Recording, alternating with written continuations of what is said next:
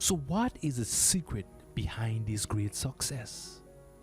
For 3 men to risk their life, break through enemy camp, a garrison of soldiers, break through their lines, break through their defense, just to get a drink of water or a canteen of water for the teacher or for the boss or for the leader.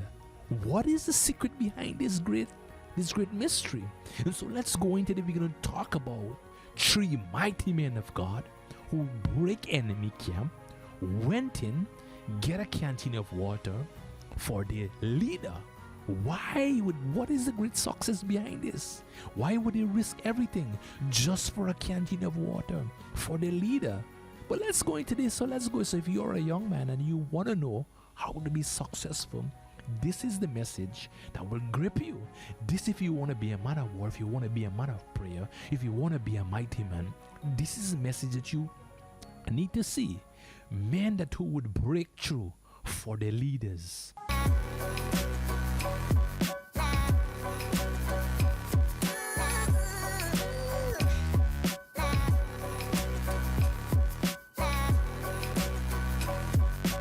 Hey, this is Vertical Stream 101. I'm your host, Lee Anto Muhammad, and today we are talking about changing the school of thinking.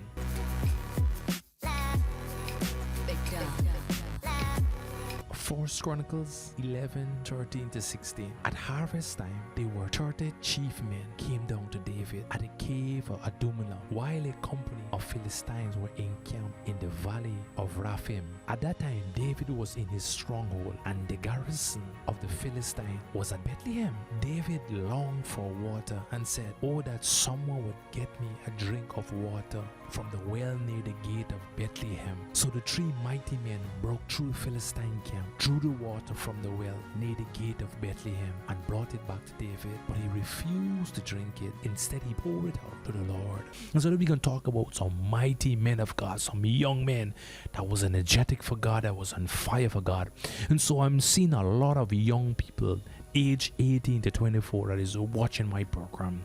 And so we thank you for watching, man. And you want to know how to become a great man, or you want to know how to become a great warrior, this is one of the chapters, is one of my favorite chapter. David, mighty men. But we're going to talk about the 3 mighty men today. And you got to understand, when we're talking about these men, these mighty men, these men didn't become mighty men overnight.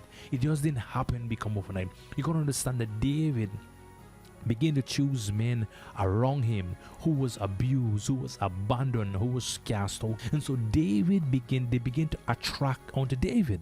They began to come and to find haven in the welcome presence of David. And you got to understand, by this time, David was a young man and he was running from a king called King Saul. And so why he was running from King Saul is because King Saul knew that he would have been the next king. He was anointed. He was a young man after God's heart. And the King Saul saw this and was very jealous about the young man. And so as young people, you have to go a certain road or a certain places in life. But before you cross certain roads in life, there are a lot of blockage. You can't come up to be overnight to become king. It take a process, it take time, it take waiting. And so you gotta need to be patient. And so David is in a cave called Adullam. And so he is in a cave called Adullam. He is hiding for his life because King Saul want to kill him, because he's anointed, he is smart, he loves God.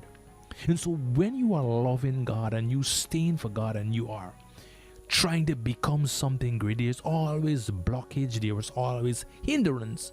And so there is a time of waiting. So God is allowing David to learn how to navigate his way, how to find refuge, how to find God. And so God is testing David in this spirit of testing, and see if he is willing, if he will serve me When not just because I call him to be king, but he will serve me in the bad time and the good times. And so God is teaching him how to be war and how to be a man of war. And so if you want to be a man of war, you need to know how to be defensive. You don't have to be strategic. You don't have to be a prayer warrior. And so most time you need to have patience. You have to know how to hide in Adullam. And so if you are a young man, you are 18 to 24, and you want to know how to be patient, how to wait on God, you must know the cave Adullam. And so if you are a young man, Adullam is a cave for you. And so when you are waiting, this cave will teach you some stuff. Will teach you men, good friends, good connection around people that are gonna understand you, people are gonna be there for you. And so David is in this cave, Adullam. Say Adullam, yes, the cave of waiting. And so like many of us are in this cave, and this cave teach us how to wait on God, how to pray up.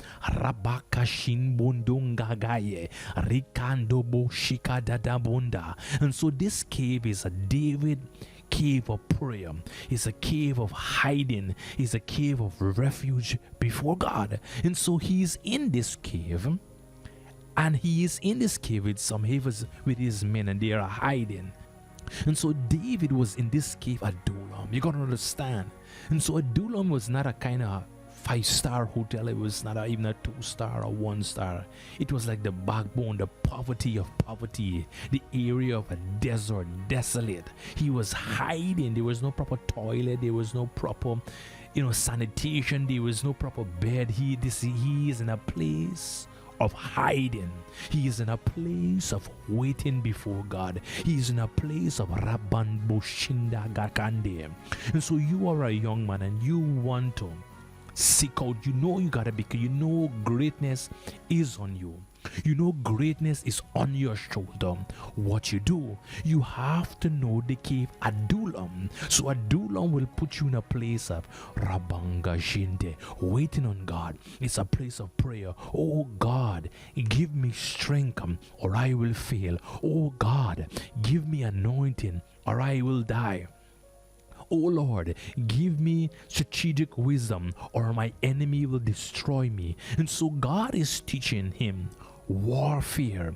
And so if you want to be a man of war, if you want to be a man of prayer, if you want to be a man of prophetic or move in the fivefold ministry, young apostle, young prophet, young evangelist, young pastors, young preachers, you need to know Adullam, cave Adullam, the cave of waiting and consecrating yourself before God. And so David is in this place at this moment, and so he is thirsty, and so he is longing for some water in the gates or the well of Bethlehem. You see, he used to dwell in Bethlehem, but because of Saul jealousy or envy toward this young man, he had to leave his family, his village, the best water, his best house, his best bed. He had to leave his friends, his family, and go and hide in cave. And so he's been homesick. He is longing for some water, nice cold water. He's in the desert. You gotta understand, Israel is a desert. He is in the desert area. There is lack of water in the desert, and he is longing for some water. And some of his men overheard that he is saying, hey, I need some water by the well of Bethlehem. And so some of the mighty young men heard what he is saying, and they say, hey guys, let's go and get some water for David. It is very, very dangerous at this moment in Bethlehem. You got to understand, the Philistine occupy Israel at the time because David is hiding. The Philistine is poking holes at Israel, at King Saul, and they are controlling certain parts. They are occupying certain parts of Israel. And so they are occupying Bethlehem where the water is. It said there is a garrison of Philistine company that is guarding it. And so these men understood the problem. They understood the situation, what they are facing, but they want to get some water for David. They want to get some water. Why would 3 men risk their life to get some water for David? And so they break through the company of the Philistine. They might have to fight the way, they might have to wiggle their ways, and they break through, dip some water, and bring it back to David. And so David, when he saw this, he was grieved to his heart. Not really grieved, but he was clicked to his heart and said, hey, man, risk their life for this water, so I cannot drink of it. Great leaders would say, hey, I understand the sacrifice because I was there one time. I understand men had to risk their life for this water. So this water that belongs to me, I cannot drink it. I will pour the best offering before God. And so he gave the waters an offering to God. This is representative of leaders. So what is the motivating factor that would motivate these men to break enemy line, to push through enemy line, to break the way? What is the motive of students and leaders? You see, David in his life make a lot of sacrifice when he was young. He break through enemy line for his king. He break through enemy line for his leaders. He did things that would change people's mind, things that are new, things that are normal, but he changed the whole atmosphere of his team. He changed the whole environment of his way of doing things. And so David was a man who used to change things. His thinking was different. His way of doing things was different. He changed things around. He was like, oh, everybody, I don't feel like pray today. I don't feel like to pray. I don't feel like to war. He would war when people don't feel like it. When there was a great giant before him, when everybody was hiding, he said, hey, let me go. So David was a man who knew how to sacrifice things. And so these young leaders know and they saw, and so they are replicating. You see, if you plant in Cain, you're gonna reap Cain. And so if you plant giant killers, you're gonna reap giant killers.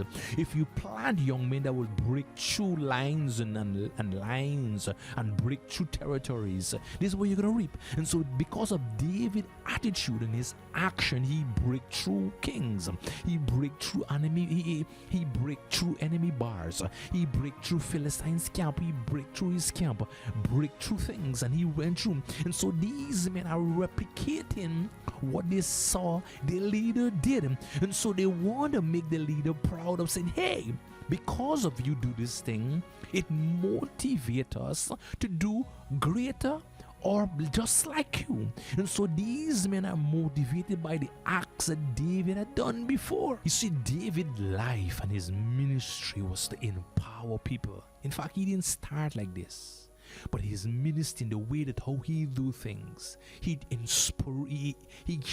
was an inspiration for men. He was a shining beacon. When everybody was saying, hey, let's go and sleep, he was the man saying, hey, let's go and pray. When everybody say let's run from the enemy, he said, hey, let's run to the enemy. When everybody's changing, oh, we feel lazy today, or we feel tired, he was the man say, hey, let's get up. He was a beacon of light. He was an inspiration of hope to men, and it was attracted to other men around him. And so if you want to become a leader, you know, you like your personality, you're exciting, the fire, your prayer life, the excitement that you gonna burst out to other people. People gonna see it, and you're gonna reproduce what you are. And so many men began to follow David because of his attitude. His lifestyle was honest and pure and holy. The man was a worshiper, he was a singer, and plus he was a warrior. And so David was a man that changed things. Listen to me. Even the way in worship, David, how David began to worship. He worship everything that he gave. He take all the clothes and begin all the turnip and begin to worship. When the man fighting with all his energy. Listen to me.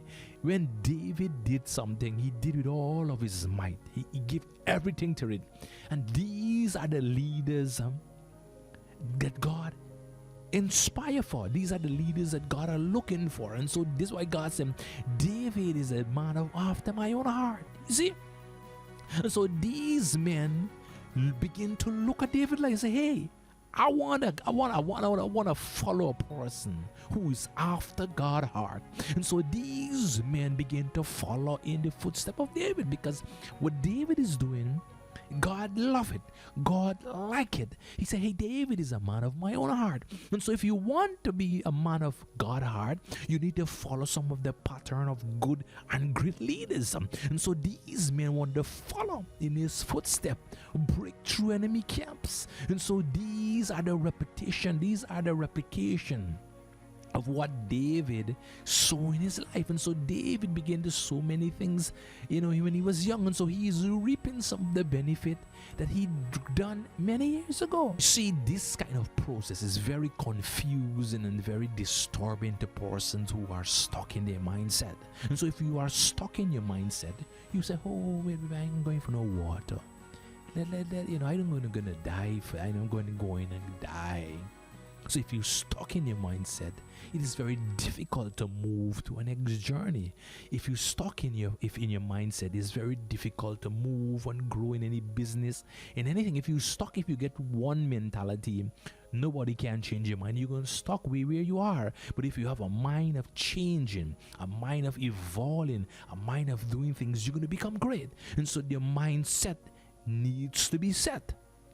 You see, one of the things in business and management and leadership, there are always problems. The thing is that anything venture out for force, anything that you're going to venture, and these mighty men of God, understood that they're going to be problem going to be anything that you are doing for starting up, there will be problems. So don't ask what is the problem. They always going to be problem will come, problem will be there if you're going to venture out on anything.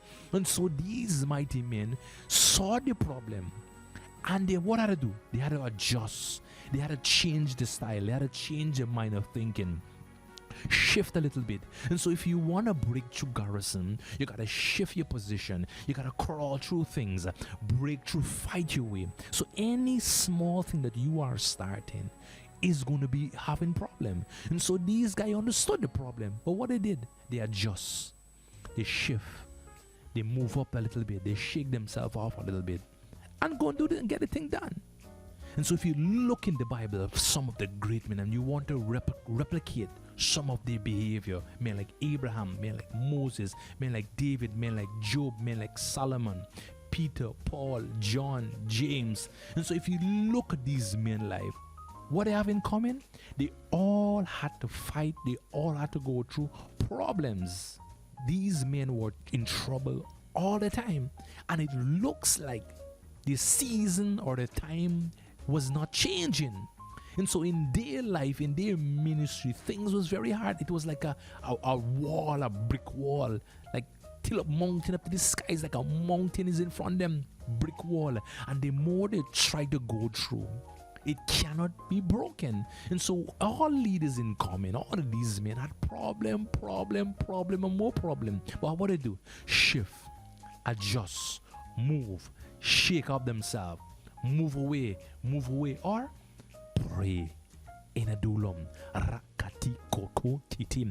So when problem come, robokoshi badal one day. So God is teaching you how to be a man of war, how to be a man of war, a man of violence. So the kingdom of God suffer violence, and the violence take it by force. So there are hundreds of books are they trying to teach people how to break through. And so this thing is very simple. So what David had to do really is very simple. So for example, do you have kids? Okay. And so how do your kids learn to behave? They watch from you and your wife. And so because they see what you are doing, they reproduce the same thing. And so if you are a very good person, a person of character and a person of understanding, your kids would see this and they would reproduce after this.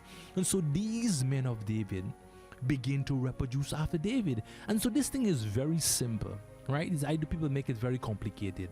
Your kids would see how you behave and they reproduce after it. They will see if you are serious in church or you're serious with God, and they will follow after it. So I don't have to like teach my son like the Bible. He sees what I am doing and he began to follow. Right? He began to follow it. So I was like, I don't really force it on him. He see what I'm doing and how sincere that I'm doing, and he began to follow after it. He begins to see it. And so kids, what they do, they will repeat after a person who they respect or who they follow. So like their teacher or their parents and so on. If they respect it, they will love that person and they will follow after what the person is doing. And so these men respect David.